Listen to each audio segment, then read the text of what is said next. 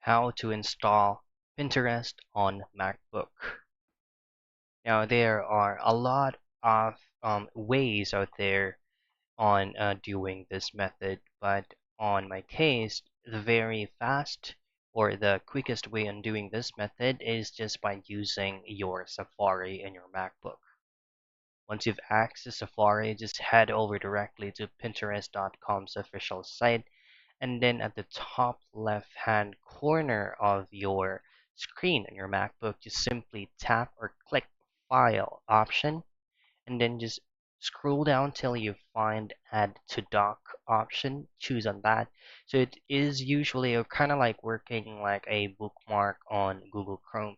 But for Macs, just hit on File and then just choose on Add to Dock. You can rename it if you want.